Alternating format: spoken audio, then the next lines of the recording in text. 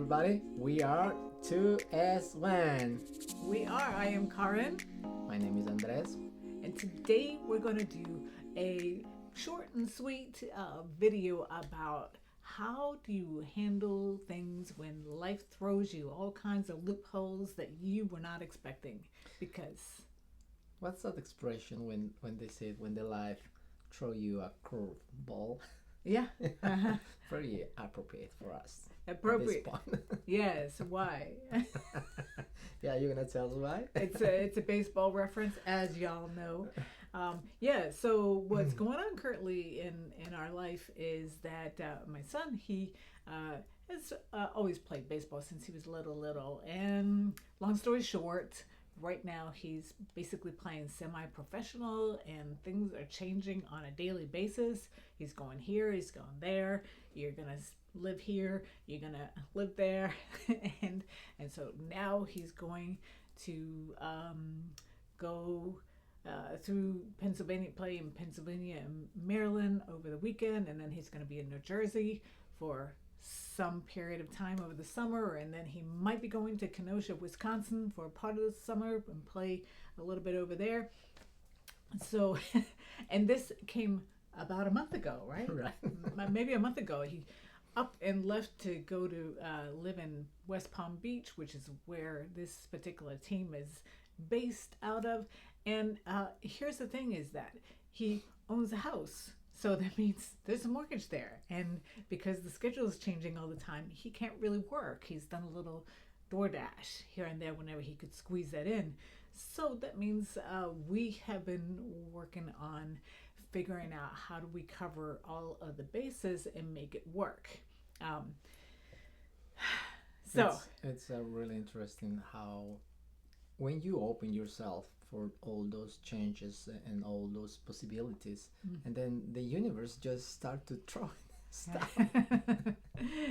yes, and it's the other part. Remember that movie, The Yes Man, with Jim Carrey. Jim Carrey? Yes, because many times we don't allow for ourselves to participate in opportunities that come, and what an amazing opportunity that's opened up for for my son, that if you said no, because right now he is just playing baseball like a pro, and this is after taking a break for a while, and so I think it's all about timing, divine timing, and when you prepare yourself and you are open to it, and when you have done the work, you prepared yourself, and then opportunity comes, you are prepared to say yes to the opportunity.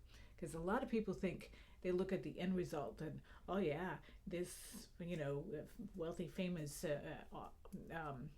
Hollywood actor and these professional athletes are making millions of dollars. That just happened. No, that didn't just happen. They've been doing this since they were 3 and 4 years old, which is the case. You know, something that I realized with this situation is as the universe is throwing the curl balls, so the universe is providing the solutions for those things. So it's interesting when you zoom out and see the big picture, and as you having new needs and such, that the universe provide the people in the right time, and it's beautiful. We need a place for him in New Jersey, so we don't know anybody in New Jersey. And I happened to get in touch with a friend of mine that I didn't see and didn't spoke in more than 20, almost 20 years.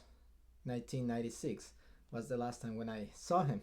And somehow I ended having his contact, and now we're in touch, and he happens to live in New Jersey.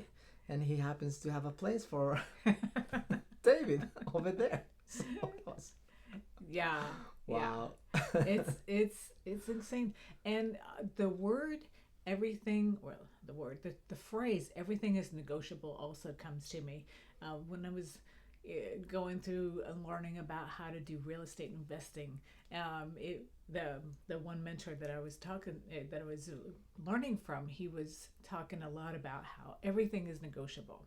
I think there's also a book out there that's called Everything is Negotiable.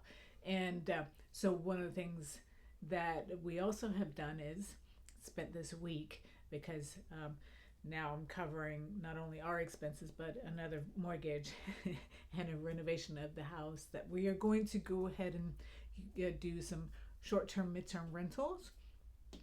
So all of that is going on, and so I've been negotiating with different places that I have financial responsibilities for. Hey, can is it possible to do anything with this to free up some money? No, that wasn't possible. But hey, since I was checking in with this one here, then we found out, well, the market value for this thing that we have over here, that has increased by $18,000 since since we first made that Right. purchase. Hey, that was a nice little surprise. Not anything I can cash out on right now. Okay, so over here, what can we do? Can we take this payment that's coming up here and move that to the end of the thing?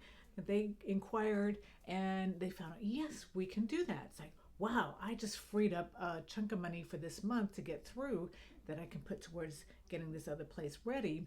And then there was this other, what was the other thing?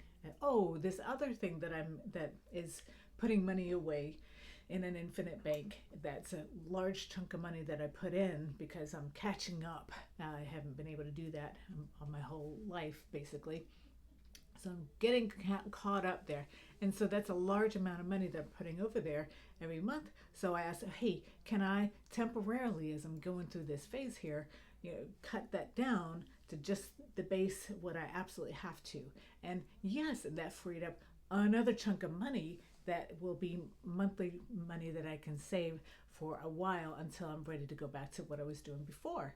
So this is what I'm talking about. It was a little stressful, but because I have had training in being an entrepreneur and starting my business many years ago and gone through all of that, that's a training ground for how to manage stress and anxiety and financial pressures. So, and I thought it would be really helpful, hopefully, to you, not to talk about all of the things that we're doing, but the point of this is that these are things that I teach my clients to do, how to handle this. Yeah, definitely. And as we been facing with all this situation, it's like playing Tetris, moving things and try to figure out how to place, and help us to develop new skills and how to deal with the new situations that life Yeah. present to us. Oh, another funny one. And then I'll get to something very specific of how to do what we've been doing. Again, not the specifics and, oh, go talk to these people, but how to manage the internal stressors, the management of the mindset and the emotions. Another funny thing was, so my son, he has a fancy little car that's, very valuable in this, that, and the other. That don't want to put a lot of miles on. Then he has a truck. He has two trucks and two project cars that are not going to be driving anytime soon. So he really wanted a car.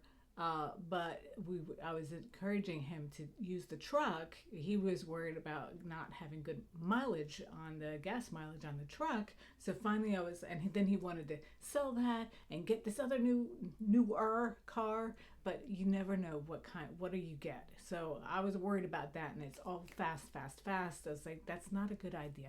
So finally I was like, hey, how about this? I have a little car. It's a lovely little car, great on gas mileage, been super dependable, no problems ever. And then I don't drive very much. How about you and I for the summer, we switch. You take my car, I take your truck. Now you're not going to be having to buy some other, God knows, somebody else's problem and end up stranded somewhere on the way up there. And everybody was like, Ta! Yeah, that was a great idea. You know, sometimes the solution to the big problems in life are in front of your face, Yeah. under your nose. Yeah. They are too close to you that you don't even see them. Yeah. that was that was a fantastic solution for all the problems that we've Right, been right. having. Saving lots of money and all the things. And this is that part of thinking outside the box. So how to do this? Because a lot of people, they get stuck, and this is one of the things I've been working with, specifically a couple of my clients here right now, is people get stuck on the things that they can't do anything about. Well, the more that I look at what I can't do anything about, the more depressed and anxious I'm going to get. And the more depressed and anxious I'm going to get, the more the tunnel vision narrows in, and I can see less and less and less, and I get less and less motivated. Everything gets heavier and heavier, and next thing you know, I'm under the blankets at home, and I'm not getting out of bed. That does not work. It doesn't work for anybody. So instead, let me look at the things that I can do something about. And that could be the tiniest things, especially when somebody's already, has a lot of health problems. They're not functioning very well. That's where I'm talking about. One thing you can do is maybe go take a shower. And how does taking that shower make you feel afterwards? Even if it's like, oh God, I don't want to drag my body into the shower and do all that. That, for some people who's in a really bad place, is a lot of work. But that person, when I was talking with that particular person, there was, oh, I always feel better afterwards. Well, that is why you're going to get in the shower and do that. Because if you think of that as your medicine, like getting in the shower and then you feel better, that's what we're going for. We're going for that feeling better effect. So when you start to build up on all these little things, even if it feels like a big thing in the beginning, then if you do that every day and you get that little bit of, oh, that feels better. Let's focus in on that. I can do this, and then I feel better, and then there might be something else that I can do. And the more that I do things that feel better, even if it doesn't feel good in the beginning, but the effect is that I feel better, we can build on that. It's like the Atomic Habits, which is a really great book. So Small steps, right? yes. Anyway, so we were gonna keep this short and sweet.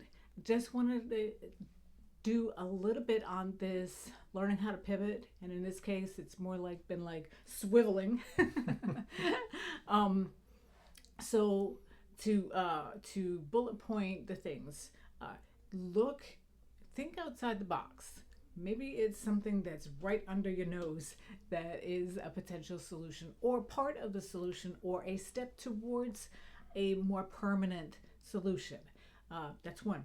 Number two, when you find yourself stuck on, oh, I can't do this, and I can't do that, and I can't do this, look at, well, what can you do? Even if it's what seems like a small thing, that little small thing can start to gain and build momentum and end up doing a lot for you. Absolutely. Anything else? What else? Any situation that you are going through, zoom out. Zoom out. I love that Yeah. one. That one's huge, huge, huge. Yeah. Yeah, when you feel yourself overwhelmed, it's because you're up too close. If you think of yourself as a photographer, think of the lens. You need to zoom out and get the panorama. And when I do that, I can literally go from feeling all twisted up to, whew, yeah, this feels a lot better when I'm back here.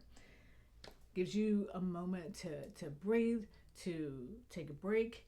And as one astrologer that I really enjoy to follow, Joseph Anthony, he always ends his videos with, and remember, your spirit, your spirit having a human experience. That's what he says. And that, when you really apply it, I find that feels really good, because then again, it's really a way to zoom out and look. This is all a journey. It's all like a movie. If you when you do that, and it always works out somehow or another, right? Definitely. Yes, and Yeah. so it is. Yes. So we are doing this video before Eastern. So happy Eastern Happy for Easter. all of you. Yes, and yeah, and that's it. So go out, shine your beautiful inner light. Leave any comments, questions, your experiences. What are some of the things that you do when you feel overwhelmed and life is throwing you all these curveballs? What are some things that you've done because maybe some of your suggestions can help somebody else? Absolutely. Yes. Bye. Thank you.